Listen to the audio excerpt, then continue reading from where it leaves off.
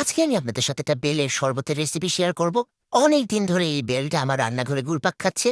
তাই আজকে চিন্তা করলাম যে না, এটাকে দিয়ে কিছু তো একটা করাই দরকার। এখন আমার মনে অনেক আনন্দ, আর এবারে কান্দে।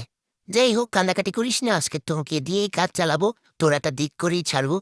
তো সর্বপ্রথম এই বেলটাকে ভাঙতে হবে, কিন্তু আমার নিষ্পাপ হৃদয় আসলে সেটা সহ্য করতে পারবে না। এই জন্য মায়ের হাতে দিয়ে দিলাম। মা তার মনে যত রাগ আছে সব দিয়ে একেবারে ফাটাই ফাটাই বেলটাকে ভেঙে দিল। এক ফাটানিতে পুরো বেলটা একেবারে ভেঙে দুভাগ। দেখো, বেলটা অনেক সুন্দর লাল। উফ, বেলটা ভাঙার সাথে সাথে কি যে সুন্দর গন্ধ একটা বের হয়েছে। এইবারে আমার কাজ করতে হবে বেলটাকে ছাড়ানো। হঠাৎ করে দেখলাম যে একটা মরিচ আমার পাশে পড়ে আছে। চিন্তা করলাম যে একদিন তোমাদের সাথে পাঁচা জ্বালা একটা মরিচের রেসিপি শেয়ার করব। যাই হোক, যবে শেয়ার করবো তখন দেখা যাবে। এখন আমি বেলটাকে ভাই রে ভাই চেনা উঠাইছি। হঠাৎ একটা জিনিস আমার চোখে পড়ে, অ্যান্ড জিনিসটা দেখে আমার অবস্থা খারাপ। এই জিনিসটা দেখে আমি প্রথমে বুঝি নাই যে এটা কি হয়েছে। তারপর মা বললো যে আসলে বেলটা অনেকদিন ধরে রান্নাঘরে থাকার কারণে এভাবে পচে গেছে বেটা।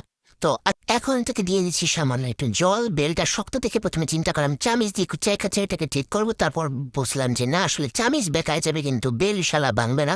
তারপরে আর কি, সেই আমার হাত দিয়ে এটাকে কচলাইতে হয়েছে। তারপরে আমি এখানে নিয়ে নেব একটা সুন্দর দেখতে জগ। সেই জগের উপরে রেখে দেবে এরকম একটা ছাঁকনি, জগটার সাথে এটা অ্যাটাচ করা। এইবারে মানে আমি যে এই দুনিয়ায় এত আকাইম্মা, মানে আজকের এই ভিডিওটা না করলে বুঝতাম না। আসলে দোষটা কিন্তু আমার না, দোষটা হচ্ছে বেলের যে ইস্যু পাইছে তা তো আর আমি জানতাম না। ভাইরে ভাই, ওই এইভাবে যে বাথরুম করে দেবে সেটা তো আর আমি বুঝি নাই। যাই হোক, আমি আমার বৈপুণ্যতার সাথে এই পুরো টাইলসটাকে আবার পরিষ্কার করে দিলাম, যাতে কেউ কিছু দেখতে বুঝতে না পারে। এইবারে এই বেলটাকে ভালো মতো ঘুরে নেবো। ঘুরতে ঘুরতে হঠাৎ বুঝলাম যে বেলটা অনেক শক্ত হয়ে গেছে, ওর ভেতরে রসকস নাই। তাই একেবারে একটু জল ঢেলে এবার ভেতর থেকে যত রস আছে সব বের করে নেব। এই যে দেখো, আমি একেবারে সিরিয়াস লেভেলে ঘুটাঘুটি করতেছি, আর ঘুরতে ঘুরতে আমি হয়রান হয়ে গেছি।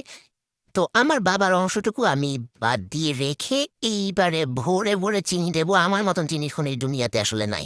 সো বেশি বেশি চিনি দেবো, এবং মনের শান্তির জন্য এক চিমটি চিনি। তারপর একদম সুন্দর করে এটাকে নিয়ে দেবো। ভাইরে ভাই, কালারটা যা হয়েছে দেখেই নাচতে মন চায়। তো আমি আসলে অলস, পাশ থেকে যেটা গ্লাস নেমে চিন্তা করলাম যে পাশেই গ্লাসটা আছে, এটাকে নিয়ে কামসারি। এন্ড দেখো কালারটা, ওয়াও।